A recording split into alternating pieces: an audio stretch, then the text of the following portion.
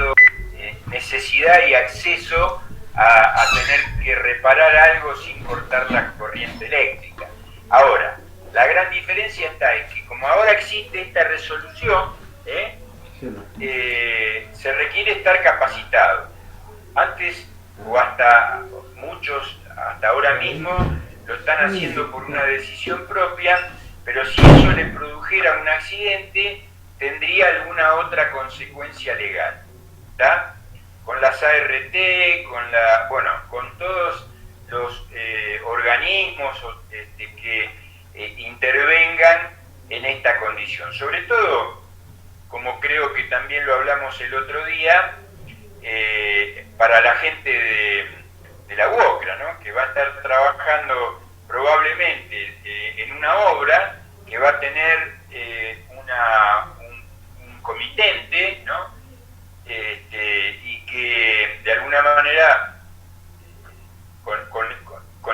de alguna manera hay que tratar de cumplir con todos los requerimientos para que no exista ningún tipo de objeción, ¿no? Esta es una de las condiciones. Bien, eso dentro de la baja tensión, donde por supuesto ya en las clases del año que viene, que van a ser ya muy, digamos, menos teóricas, digamos, ¿no? Mucho más práctica, aunque sea que en esa oportunidad, no sé si se llegará todavía a la necesidad de estar por internet, ¿no? Esperemos que sea presencial, pero bueno. Pero igual es más técnica, a eso me quería referir. Bien, la tensión que sigue, digamos que es la conocida como media tensión, ¿no? Que va que es aquella tensión, ya no hablamos de corriente continua, no significa que no exista. Arriba de los 1000 voltios, por ejemplo, normalmente estamos hablando de corrientes de transmisión, ¿no?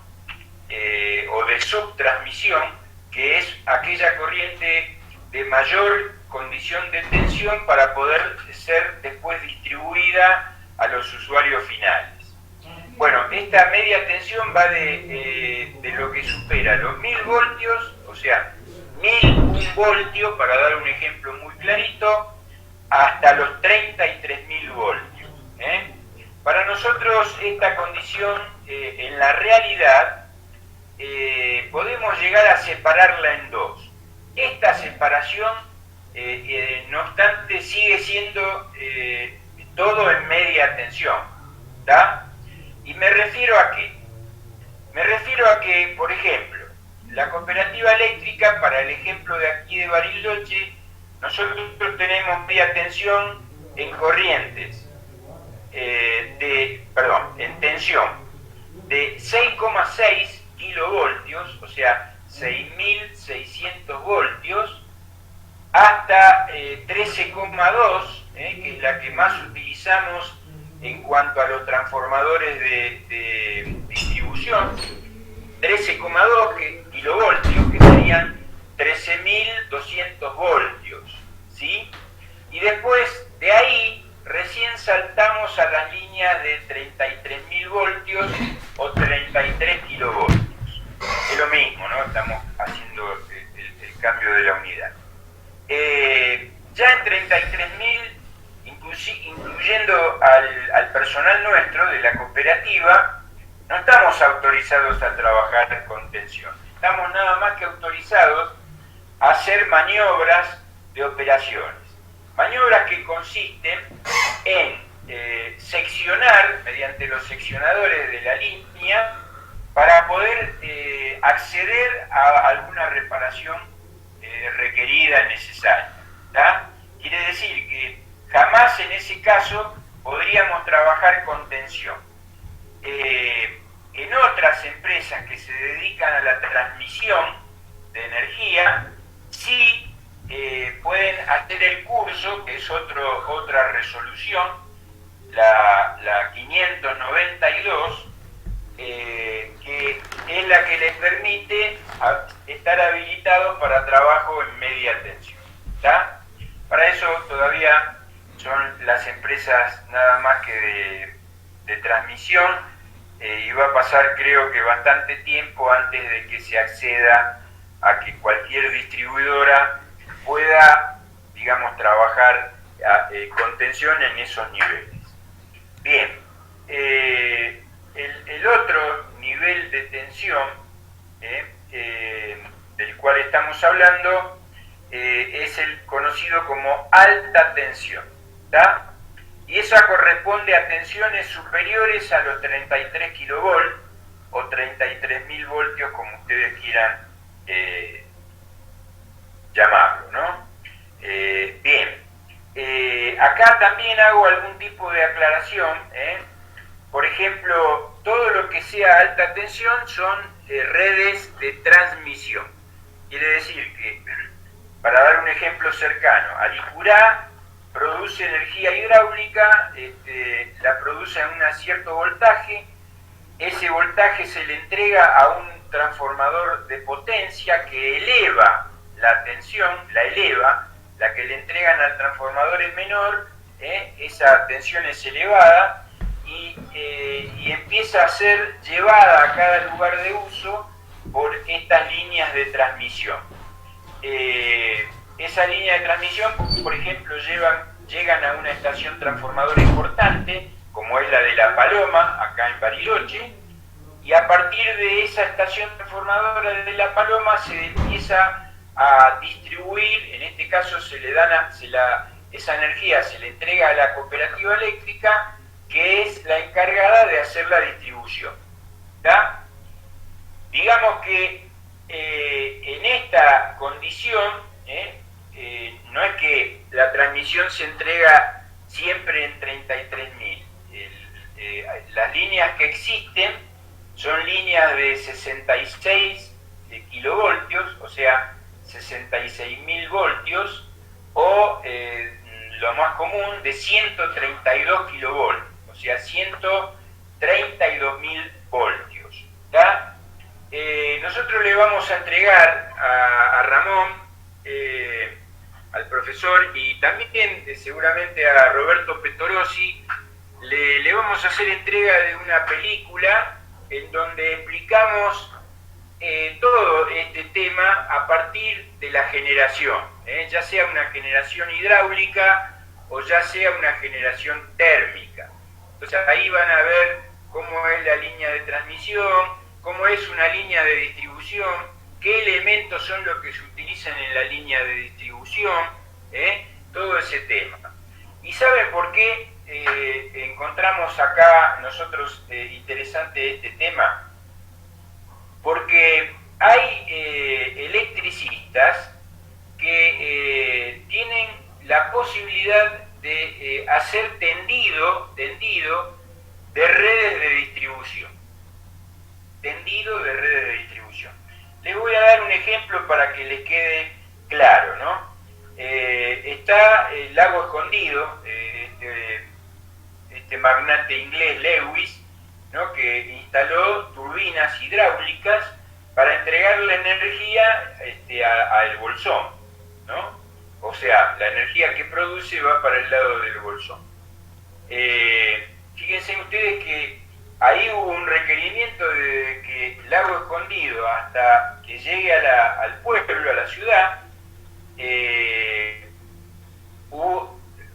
existió la necesidad de hacer esa línea, y eso lo hicieron electricistas que, de hecho, para darle una idea más precisa, eran electricistas que han trabajado en la cooperativa, pero son electricistas como lo van a hacer ustedes, o el que quiera elegir este rubro, digo, ¿no? Quiere decir esto que es importante también tener una charlita, sobre todo porque ya está grabada, donde se pueden ver qué elementos se utilizan, y la verdad es que también le vemos utilidad al conocimiento que le podemos llegar a entregar a ustedes, que le vamos a entregar, por el hecho sencillo de que también colabora en condiciones de la cooperativa. Ustedes pueden llegar a observar de falla, determinar y bueno, avisar o tomar algunos recaudos para que no existan riesgos mayores, por ejemplo, ¿no? Y este conocimiento lo van a encontrar interesante, pero además útil, porque es un poco el acercamiento entre la instalación domiciliaria y las instalaciones industriales. Cuando hablamos ya de instalaciones industriales, requerimos conocer este tema. Cuando hablamos de líneas superiores a 33.000, yo les dije, le hablé de dos valores, ¿no? 66 y 132, pero hay valores mayores, por ejemplo, la muy alta tensión, que es una nueva definición. O sea, yo me quedé acá en este tipo de apunte que lo van a tener ustedes con la alta tensión, pero algunos que escriben en los últimos días, algunos autores, digamos, de la parte eléctrica, le han sumado los 500 kilovolts, o sea, los 500.000 voltios, ¿tá? Y lo han denominado muy alta tensión. Para nosotros todavía, según lo que dice la ley, esos 500 kilovolts están dentro de la alta tensión, porque la ley le da una tablita que define esta condición. Cuando hablamos de líneas de 66 pueden ser dos ternas de 33, una que va al lado de la otra, arriba o abajo, como la determinen, pueden ser líneas verticales o líneas coplanares. Eso también lo van a ver en la película esta de la que les estaba comentando, y digamos que al tener dos ternas se toma la suma. Lo mismo si ponemos dos ternas de 66, vamos a estar hablando de una línea de 132, que también podría ser única, ¿no? En vez de dos ternas, una sola terna de 132, ¿está? Las ternas de 500 siempre son únicas, no hay doble ternas en 500 kilovolts, por lo menos por ahora, ¿no?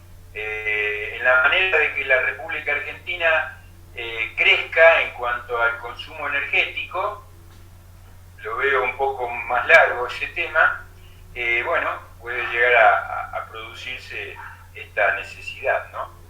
Bueno, recuerden, quiero hacerles recordar que cualquier pregunta que tengan, como hay un moderador, Claudio Reiner, que también en algún momento lo van a ver en alguna de las charlas, le escriben o no sé, tratan de comunicarse. Pero no dejen pasar la pregunta, si existe, háganla. ¿Cómo es una línea? Coplanar. Ah, bueno, ahí me pasa la pregunta. Una línea coplanar, miren, yo puedo tener tres cables, una corriente trifásica en forma vertical, uno arriba del otro, colocado, por supuesto, en una acostación, del tipo que sea, y puedo tener otra línea por debajo de esa, otros tres cables en forma vertical, ¿está? Creo que se entiende. Esa es una línea vertical. Cuando la línea es coplanar, los tres cables están en el mismo nivel, tres cables a la izquierda y del otro lado del poste otros tres cables, ¿no? Esas son una doble terna coplanar, ¿está? Creo que se entiende. Es horizontal, un cable al lado del otro, en forma horizontal, y cuando hablamos de doble terna es otra condición como esa al lado. Bien, por supuesto que después hubo algunos cambios en estas condiciones de las líneas. Antes eran normalmente verticales, cuando la línea la conocíamos con el nombre de convencional, pero la nueva tecnología es el cable preensamblado, ¿no? Entonces ya no hablamos ni de vertical ni de coplanar, hablamos particularmente de lo que se denomina cable preensamblado, que son los tres cables que están todos juntos, digamos, ¿no? Por supuesto aislados, pero me refiero, cuando ustedes ven una línea de baja de la cooperativa, de las más modernas, porque todavía hay de las dos, ¿no?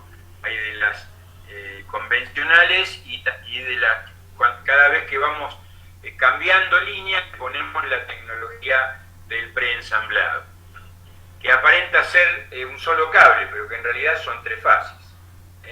Ya ahí no se habla más ni de coplanar, ni de línea vertical o convencional, ¿no?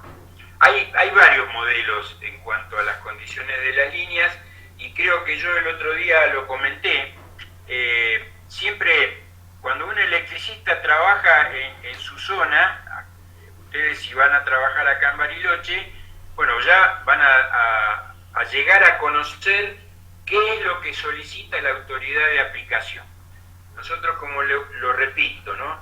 Tenemos como autoridad de aplicación la cooperativa, las ordenanzas municipales, y después hay requerimientos del EPRE que tienen que ver con un montón de otras condiciones, como de seguridad, de calidad, o sea, un montón de otra serie de temas, ¿no?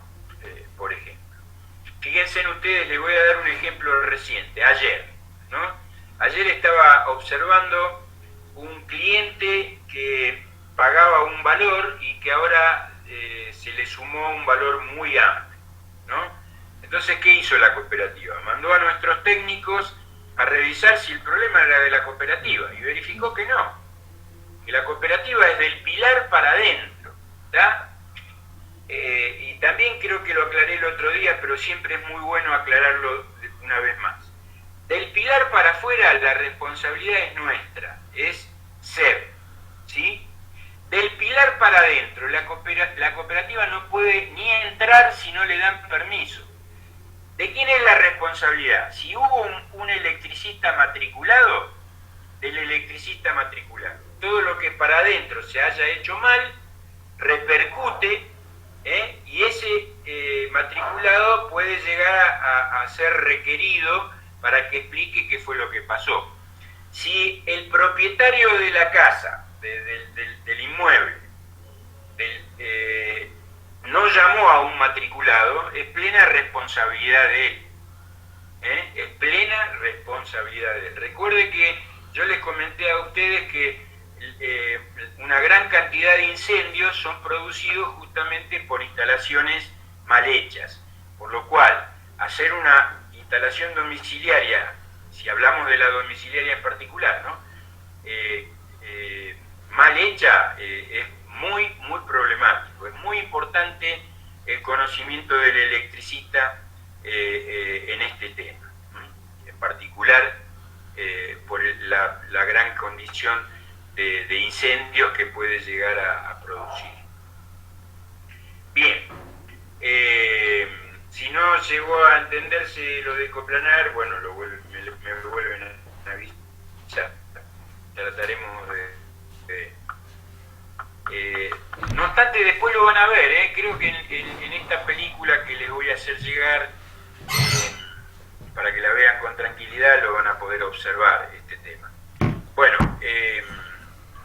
dice, bueno, fíjense que cuando hablamos de muy baja tensión, menos mal que acá me lo hace recordar, esto justamente es lo que tiene de utilidad la proyección, ¿no?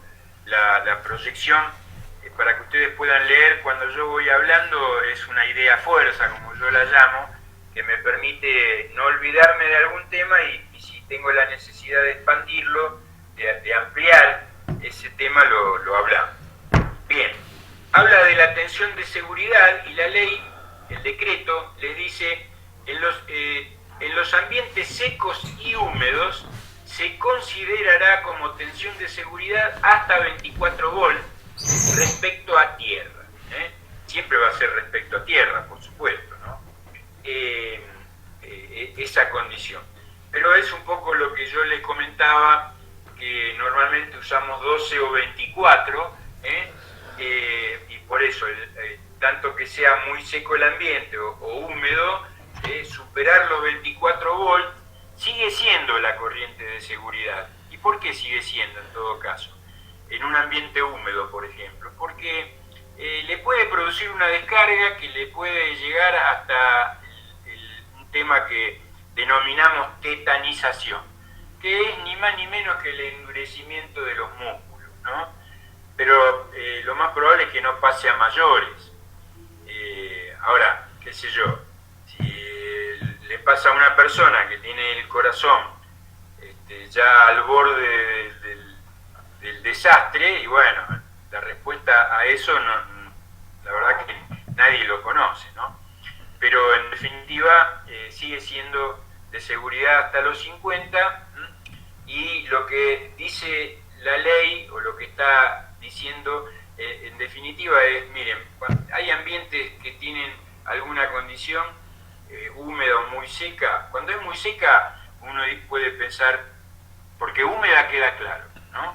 Si bueno, en medio húmedo no superemos los 24 volt porque con eso estamos recontra seguros. Perfecto.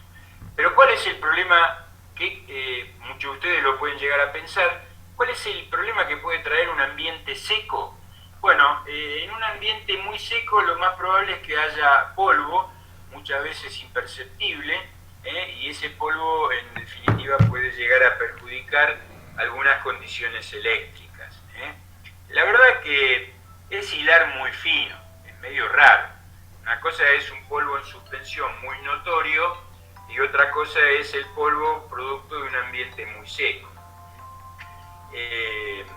Bien, dice, en los mojados o impregnados de líquidos conductores, la misma será determinada en cada caso por el jefe de servicio de seguridad e higiene en el trabajo de la empresa.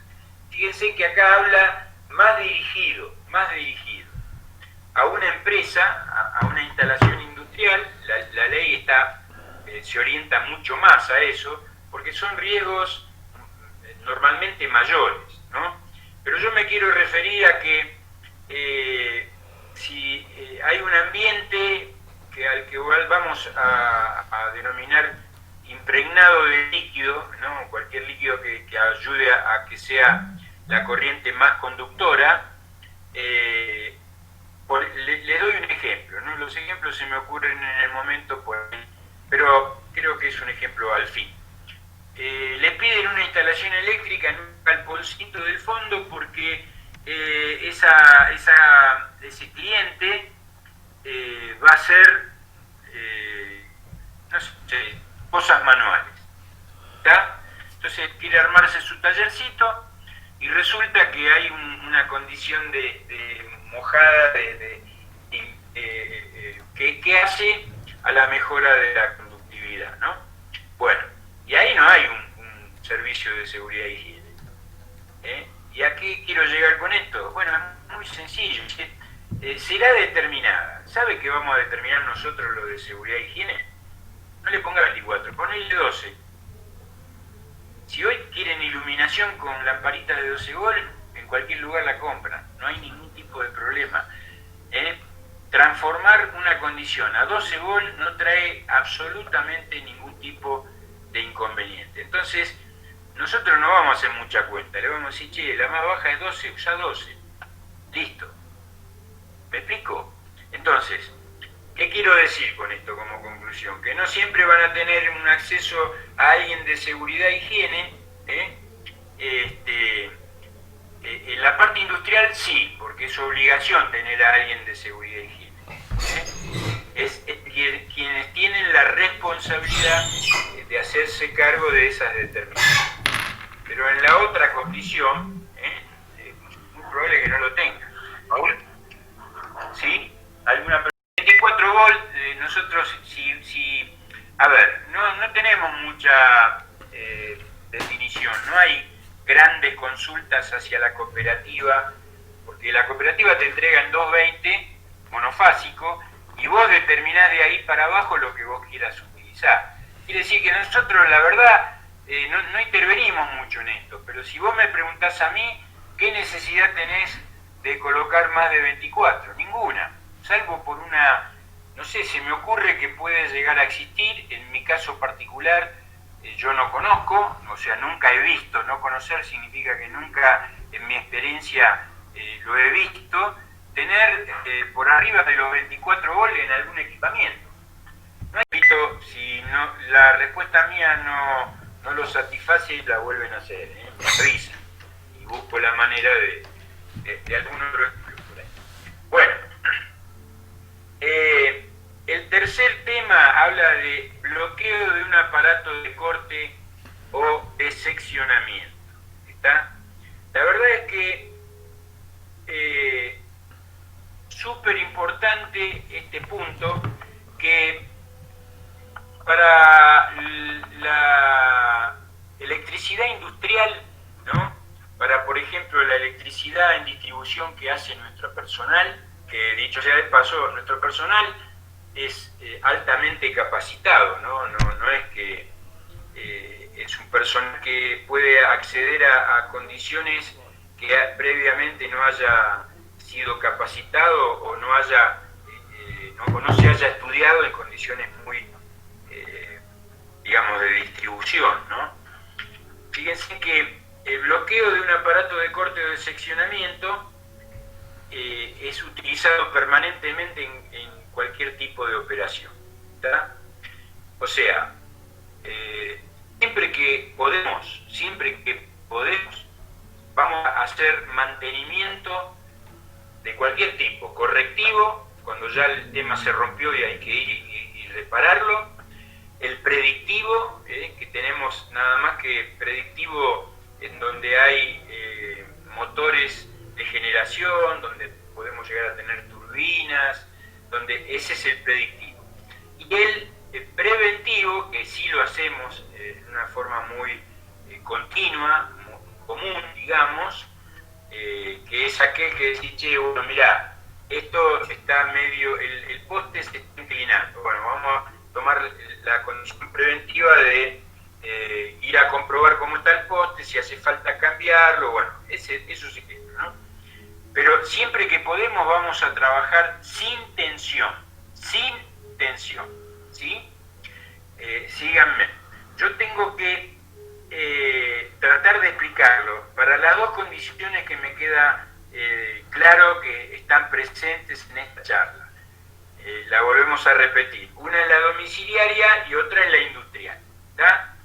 En la industrial es sumamente importante porque para producir un trabajo sin tensión, uno de los puntos de las 5 reglas de oro es justamente el seccionamiento, ¿no? La apertura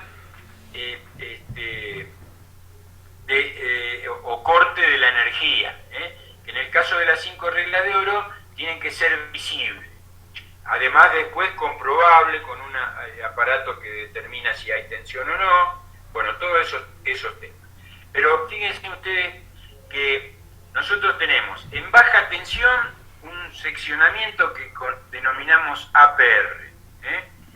El APR, cuando vean la película, que les recomiendo que cuando se las mandemos la vean, lo van a ver. Es un aparato negro que tiene adentro las tres, el RS y el T, digamos, y dentro de ese aparato hay NH, hay fusibles industriales NH, normalmente importantes, 400 amperes, y de ahí también hay más para arriba, como también hay más chicos, por supuesto, pero son fusibles muy importantes que trabajan como fusible, pero además como condición de corte o de seccionamiento. En baja tensión, con una pértiga, abrimos eso y ya la corriente no pasa de un lado para el otro. Bien, queda bueno que lo diga porque así creo en las expectativas para que cuando vean la película se vayan ubicando, ¿no? Crear expectativas es tener la condición de abrir la cabeza para encontrar o ir viendo todos estos temas. Digamos que en media tensión, cuando nosotros decimos, bueno, vamos a reparar un transformador, ¿no? que transforma de 13,2 a 380, ¿no? O sea, en media tensión y sale para distribuir en baja. Decimos, bueno, pero yo no puedo meter mano en este tema porque me está llegando corriente al transformador. Que ahí un error no está permitido. Dense en cuenta que, bueno, Entonces, ¿qué hacemos? Seccionamos la línea de media. Ese seccionamiento se hace con una necesidad de un conocimiento muy importante, muy importante. ¿Por qué? Porque hay seccionadores que, de acuerdo a su tecnología, digamos, hay que accionarlo de una manera determinada. Entonces, hay seccionadores que son con SF6, que es el hexafluoruro, ¿no? Sí, bien digo, hay en aire, hay con apagachispas, o sea, hay diferentes modelos. Es decir, que el personal que actúa sobre ese tema no puede trabajar si no lo conoce. Porque el no conocer implica una apertura que le puede producir un problema bastante importante. ¿Qué problema? El ejemplo inicial es el de un problema posible, es el arco voltaico. Que repito, en baja puede llegar a 5.000 grados centígrados y en media puede llegar a 20.000 grados centígrados. Yo les puedo asegurar que ninguno de nosotros, nadie, quisiera estar al lado de un arco eléctrico de ese nivel. Nadie.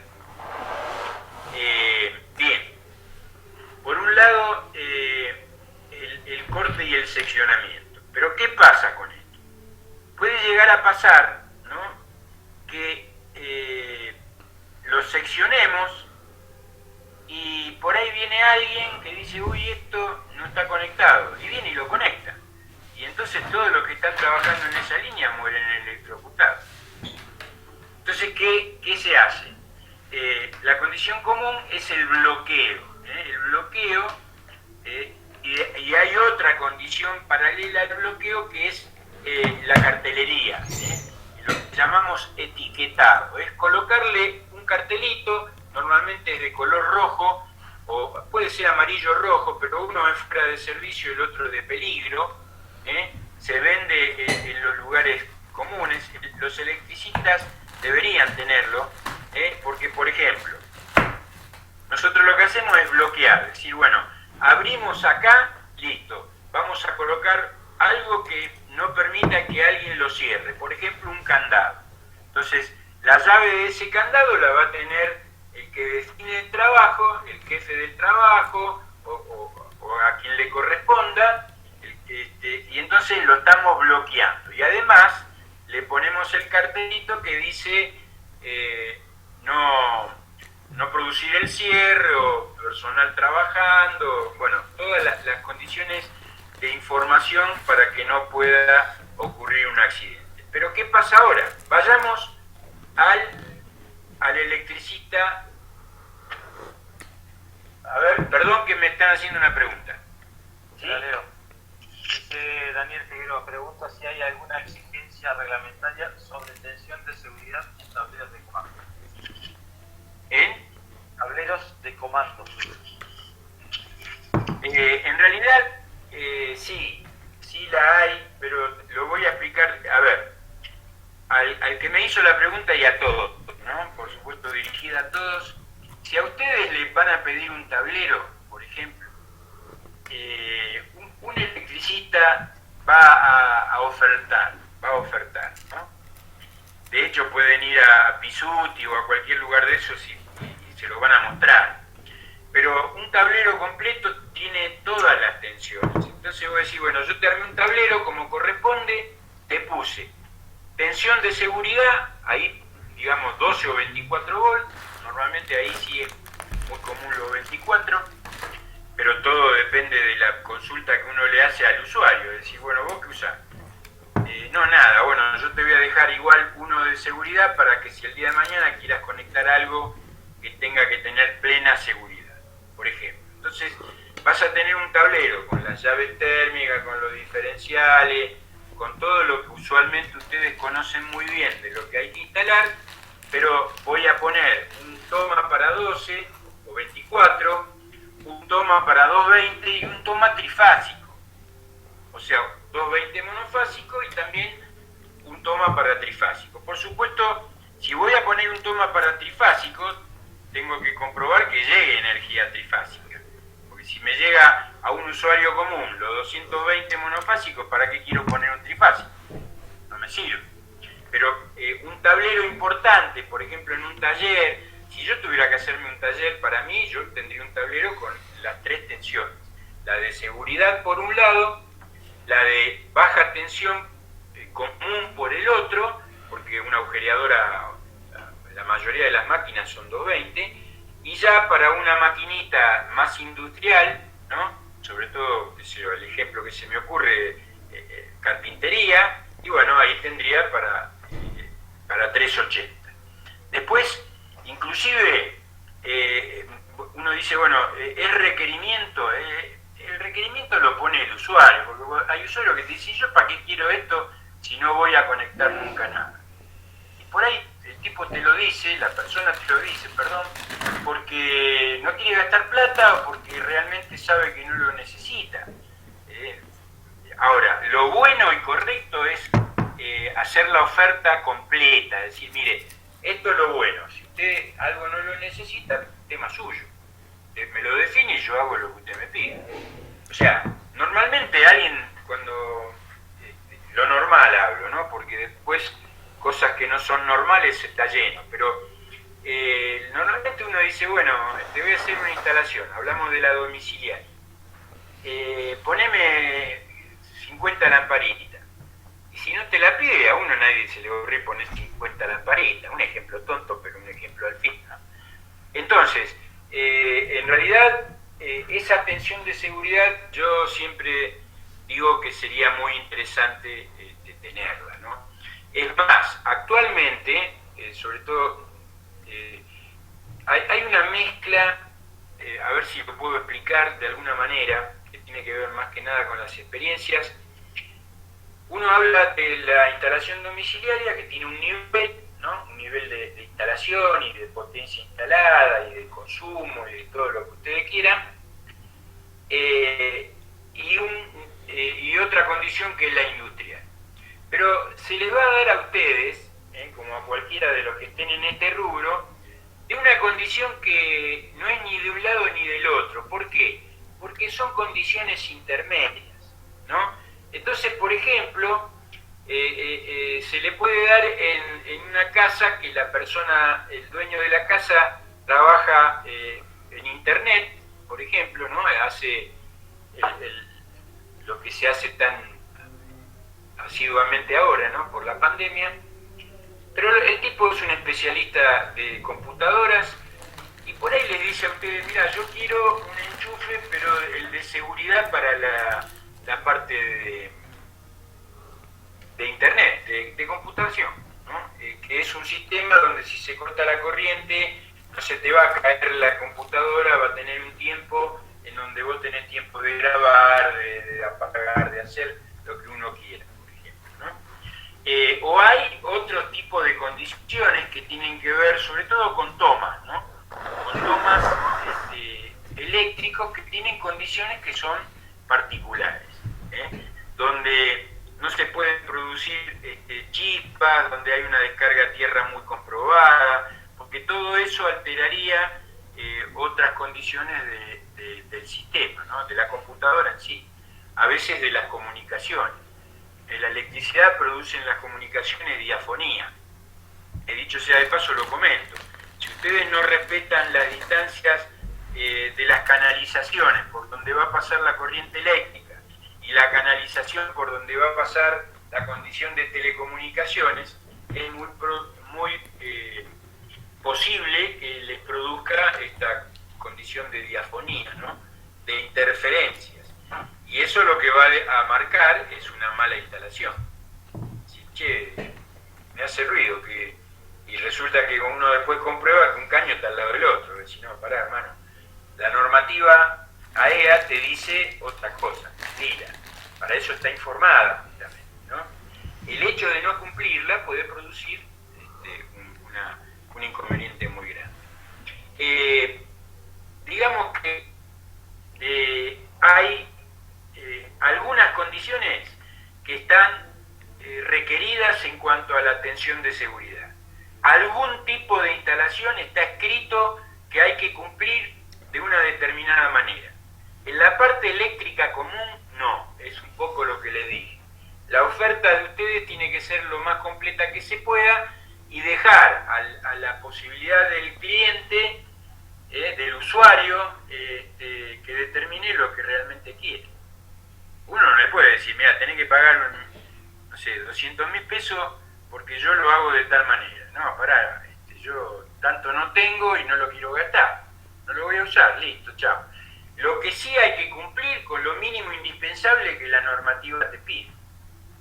O sea, si la normativa te está diciendo, tenés que tener en el tablero, aún el tablero secundario, las llaves térmicas y el diferencial, y la llave diferencial, la persona te dice, no, mira, no tengo la plata para ponerlo, bueno, pero es responsabilidad tuya. O sea, eso es mínimo de colocación, o sea, no puedo no ponerlo. Debería ponerlo, a pesar de que el ejemplo de Bariloche, que son malos que no lo tienen que lo tienen, ¿no? Desgraciadamente. No obstante, la cooperativa en el pilar te lo coloca, así que por lo menos en la entrada lo van a tener. Bien, a lo que me quería referir, volviendo un poquitito al tema del bloqueo, es que vamos a poner un ejemplo. Mire, señor electricista, venga a casa porque no tengo un problema eléctrico. Bueno, listo. Uno va, hace el problema, mira el problema eléctrico y define que tiene que cambiar, se me ocurre, ¿no? Un pedazo de cable, de una boca a la otra, ¿no? Entonces, ¿qué hace? Dice, bueno, voy y corto la llave del tablero. Entonces yo ahí aseguré de que no pasa la corriente. Yo, no obstante, recomendaría que cada uno de ustedes tenga un detector de energía. Es como un lápiz un poco más grande que ustedes se acercan y si hay energía para comprobar. A veces las llaves térmicas, sobre todo, suelen fallar, Uno cree que las cortó y sin embargo la energía siguió pasando porque se hizo un puente. Eso puede pasar. Pero volviendo al ejemplo, cortamos la corriente, entonces resulta que alguien de la casa, que por ahí no está al tanto de todo, dice, quiero enchufar esto, uy, voy a planchar y no anda. A ver, va, uy, se cortó, sube una ocurrencia mía, pero un ejemplo que puede pasar. Entonces uno está trabajando, cambiando el cable y ahí recibió la descarga, ¿no? ¿Se puede evitar eso? Totalmente, totalmente. El bloqueo de cualquier aparato de maniobra, cualquier aparato, cualquier llave, una térmica por ejemplo, tiene bloqueo. O sea, yo la bajé y le coloco un plástico que se vende a esos efectos, ¿no? Hay para todas las marcas y para todos los modelos. Yo siempre digo de Pisuti, pero no por hacer propaganda, sino porque suele tener muchas cosas. Van y le dicen, necesito bloquear tal cosa.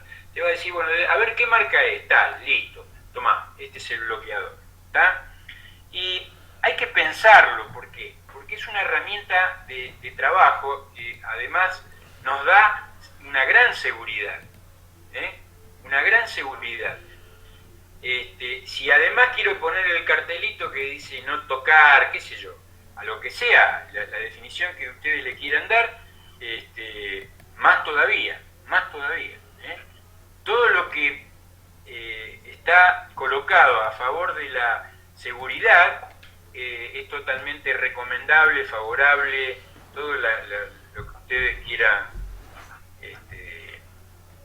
decir sobre ese tema. Dice, hay una parte que dice, el bloqueo de un aparato de corte o de seccionamiento en posición de apertura no autoriza por sí mismo a trabajar sobre él. ¿Saben por qué está esa frase en la ley? En el decreto de ley, porque justamente requiere de comprobar si funcionó o no funcionó, si hay energía o no hay energía. Bien. Después habla de consignación de una instalación, línea o aparato, ¿no? En la parte industrial, la consignación es muy importante porque lo que hacemos nosotros en la consignación es una serie de operaciones, ¿no?, que asegura de que no vamos a tener ningún tipo de inconveniente. Por ejemplo, dice, separar mediante corte visible la instalación, línea o aparato de toda fuente de tensión. O sea, si yo abro un seccionador de baja o un seccionador de una línea de media, lo voy a abrir y lo voy a ver colgando, lo voy a ver abierto, tengo una condición visual, ¿está? Lo mismo si yo tengo una condición de una llave que abrí para que no pase la corriente de un lado para el otro. Por ejemplo, hoy hay llaves térmicas, pero anteriormente, en mi época, o sea, hace 40 años atrás, fácil, la mayoría de las instalaciones tenía tapones, tenía fusibles. Los fusibles lo conocíamos como tapones, rara vez lo íbamos a llamar fusible. Decíamos, che, sacá el tapón. Entonces, por ahí abríamos la llave, pero además sacábamos el tapón, sacábamos el fusible, ¿no? Era una condición de asegurarnos de que no iba a haber una posibilidad de un puente, de un corte, que en la llave es más común. Por eso, separar mediante el corte visible de la instalación, o sea, yo bajé una llave domiciliaria, la bajé, pero después dice, bloquear en posición de apertura los aparatos de corte o seccionamientos necesarios. Bloquearlo, que alguien porque se le ocurriese, no venga y la cierre porque quiera, ¿está? Por ejemplo. Y después dice, verificar la ausencia de tensión, con los elementos adecuados. Los elementos adecuados puede ser justamente un detector de energía, hoy son muy usados, la mayoría lo tiene, lo compras una vez, te dura 1000 años, hay que tener cuidado cuando lo compran en el rango de compra, ¿no? En el rango de compra. Digamos, hay un rango en voltaje y no hay que comprar uno que después pueda llegar a producir, frente a tensiones un poco más bajas, alguna falla, ¿no? Después dice, efectuar las puestas a tierra y en cortocircuito necesarias en todos los puntos por donde pudiera llegar tensión a la instalación como consecuencia de una maniobra o falla del sistema. Esto es muy común en las líneas nuestras. Entonces, ¿nosotros qué hacemos? Conectamos una fase con la otra, o sea, lo que llamamos en cortocircuito. Por supuesto, previamente a eso cortamos, ¿no? Eso una vez que se hizo el seccionamiento. Una aclaración tonta, pero bueno, por si acaso. Seccioné, después lo ponemos cada uno en contacto cada una de las fases, lo que sería que si hubiera tensión se produciría un cortocircuito, y una de esas fases, igual la une con todo el resto lo conectamos a tierra mediante el uso de un cable conectado a una jabalina, ¿está? Entonces, cualquier corriente que pueda aparecer por ahí, se pueda ir a tierra. Normalmente, antes de ir a tierra se va a producir un cortocircuito, por lo cual, de entrada nos vamos a dar cuenta de que algo estuvo mal, ¿no?, en esa condición. Y finalmente dice, colocar la señalización necesaria y delimitar la zona de trabajo, ¿está? Miren, hago este comentario. La ley dice que hay que delimitar las zonas de trabajo. Y fíjense ustedes que cuando habla en ese rubro de señalización, no es muy marcada la condición de diferencia entre lo que es la industria y lo que es lo domiciliario, digamos, ¿no? Entonces, yo quiero explicar con esto que aún en lo domiciliario sería bueno poder señalizar. Estarían cumpliendo con lo que solicita la ley de delimitar la zona de trabajo. Acá también el ejemplo es típico. Nos ponemos a trabajar en el disyuntor diferencial, todo lo que ustedes quieran, y por ahí tenemos a nuestro cliente mirando atrás nuestro lo que está haciendo, por ejemplo, ¿no? Y vamos a suponer algo que no sea tan grave. Vamos a suponer de que se produjo un cortocircuito saltó una bolita de cobre fundido y le pegó a la persona en la cara, ¿no? Y por ahí el tipo dice, uy, que mirá, me quemé, qué pena, que esto, que el otro, y no pasó a mayor. Y por ahí el tipo te dice así, ahora te hago un juicio. Que no sería nada raro, este es un país que el juicio es cierto lo que dice todo el mundo, ¿no? A veces a favor nuestra y a veces en contra nuestra, puede ser de cualquiera de las dos formas, a una pileta vacía en ese tema, pero el juicio es una industria, así que ustedes van a trabajar y no saben cómo puede reaccionar la gente. En cambio vos pusiste, no sé, un conito chiquitito, ahí decís, mire, de acá no pase porque estoy trabajando. Ahora, si ustedes me dicen, ¿usted comprobó que esto se vaya cumpliendo? Y miren, de 100 personas por ahí para decirle algo, uno. Cualquier electricista que vayan a ver por ahí van a ver que está trabajando, la gente dándole vuelta alrededor, haciendo, y bueno, normalmente y gracias a Dios no estoy enterado de que pasen accidentes en una forma continua, pero bueno, al que le pase puede llegar a no saber cómo reacciona el cliente, ¿no? Es una de las condiciones. Bueno, esto que dijimos recién son justamente las 5 reglas de oro. La consignación de la instalación para asegurar de que no vamos a tener ningún acceso a una línea energizada, son las 5 reglas de oro, es para trabajar sin tensión, y es algo que cualquier electricista tiene que tener en un conocimiento pleno, y en el momento que lo tenga que poder usar, trate de cumplir con esta condición que le asegura un trabajo seguro, ¿no?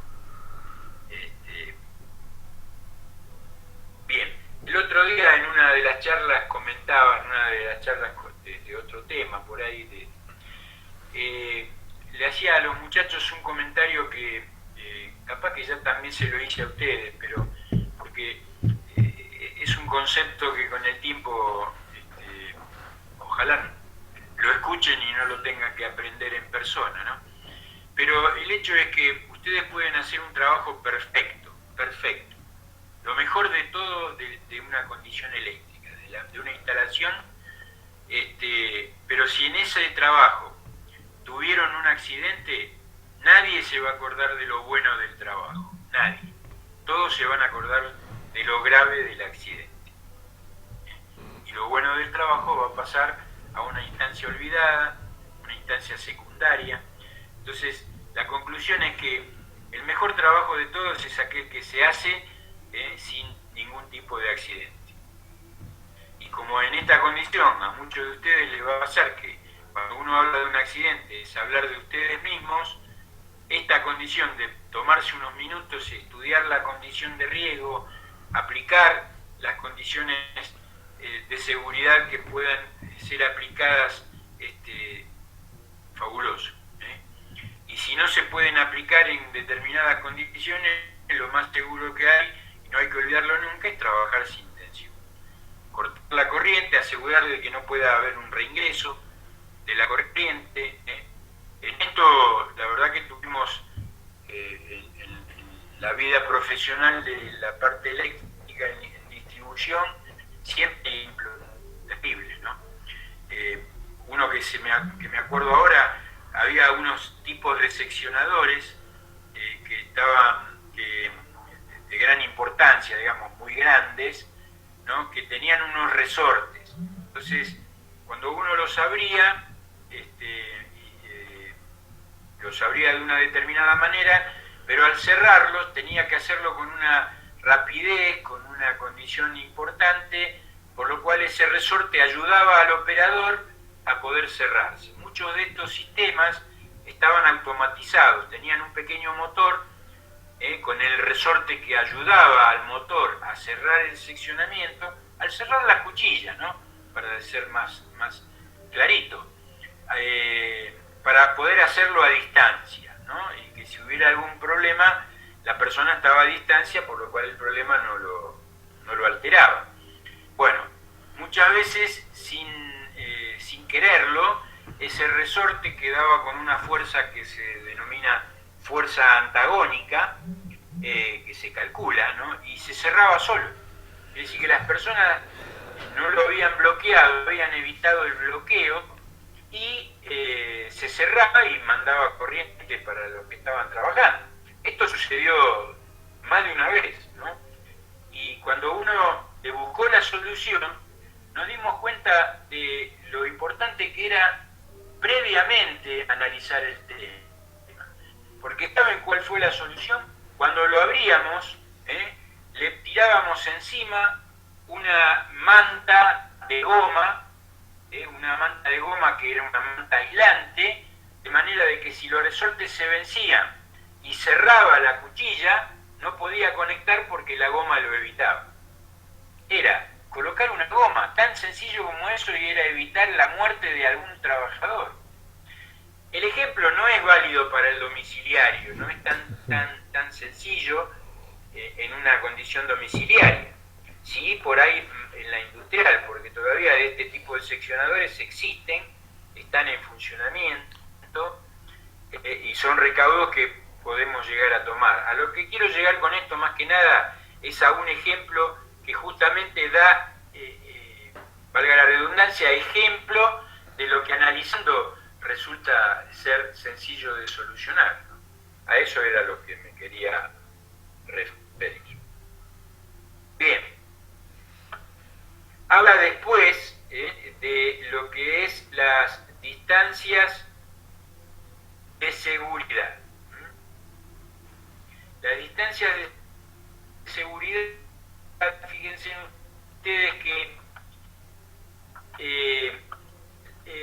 cuando hablamos de esto, todo lo que yo estoy mostrando ahora es lo mismo. O sea, ¿qué hice? Lo corté del decreto reglamentario y lo puse en este PowerPoint para que ustedes puedan ir viendo de lo que yo no tengo que olvidar de hablar, ¿no? Que, a ver, lo repito, ustedes lo conocen este tema, no es algo que escuchen como nuevo, por eso recalco de vez en cuando. Si tienen alguna pregunta que puede servir muchas en el futuro, yo sé que van a hacer muchas preguntas en el futuro cuando empiecen los temas más técnicos, digamos, ¿no? De algunos cálculos, de algunas condiciones. Supónganse que mañana es una forma de decir, les pidan una colocación de puesta a tierra, que son temas importantes que hacen a las empresas, a la seguridad y a los costos, Con esto quiero decir que no sale barato hacer un sistema a tierra.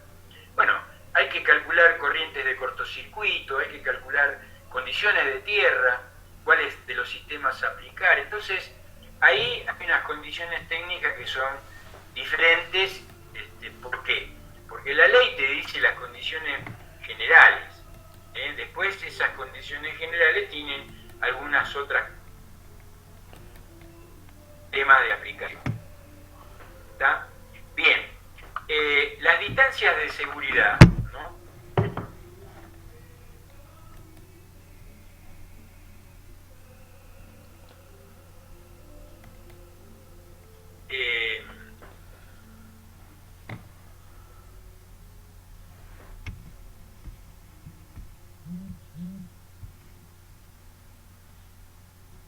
Se puede llegar a producir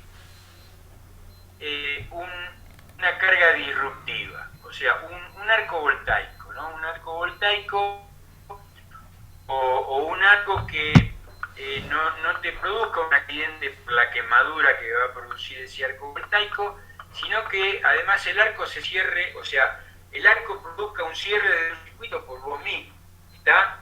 Entonces, las distancias de seguridad son aquellas distancias que uno puede tomar a una fase energizada sin ningún tipo de riesgo de que se produzca un arco voltaico. ¿Está? Por supuesto, hay un primer concepto a hablar acá. Los arcos voltaicos van a definir distancias mucho mayores a partir del nivel de tensión. como ese nivel de tensión también está pegado a la definición de potencia, ¿no? Digamos que queda claro que a un mayor nivel de tensión el arco voltaico se puede llegar a producir mucho más fácil, por lo cual hay que tomar una distancia de seguridad mucho más grande, ¿no? Dicho esto, les doy un ejemplo. Alguna vez alguien, seguramente alguno de ustedes capaz que también, se ha enterado de alguna muerte de algún cazador que con la escopeta, queriendo pasar por arriba del alambrado que estaba cercano a una línea de alto voltaje, ¿no?, de Transener, murió por una descarga eléctrica. ¿Sí? ¿Y qué hizo? Y por ahí subió la escopeta, que es una condición metálica, de una manera determinada, y justo se le dio la condición de que entró dentro de una zona de riesgo que no estaba calculada con algo elevado en altura, por ejemplo, ¿no? O me acuerdo acá en Bariloche un señor que estaba colocando unas, acá en Gallardo, en el Banco Credicop, creo que era el Banco Credicop, si mal no recuerdo, estaba colocando unas canaletas, se acercó a la línea de media tensión, se acercó con la canaleta metálica y le hizo una descarga. Por suerte la corriente no lo mató, pero la caída desde arriba del andamio lo rompió todo, pobre hombre, ¿no? Entonces, fíjense en que ahí hay otro ejemplo típico de distancias que son de seguridad. Entonces, la ley les dice, para prevenir descargas disruptivas en trabajos efectuados en proximidad de partes no aisladas de instalaciones eléctricas, dice, las separaciones mínimas medidas entre cualquier punto de tensión o contención y la parte más próxima del cuerpo del operario o de las herramientas no aisladas por él utilizadas en las situaciones más desfavorables que pudiera producirse serán las siguientes, ¿no? Ahora la vamos a leer con las aclaraciones necesarias. Pero fíjense que no solamente la parte del cuerpo humano, sino que hay veces que, como en el caso que les decía recién, la persona tenía una escopeta en la mano, tenía una canaleta, y es una parte metálica, o sea que la distancia no es a la parte humana nada más, sino que a la parte que pueda llegar a producir una conductividad. Fíjense en que dice herramientas no aisladas, ¿no? Y ahí me hizo acordar, por ejemplo, ponemos preensamblados, que son cables que son aislados. De hecho, el preensamblado es un cable con una muy buena condición de aislación, muy buena condición de aislación.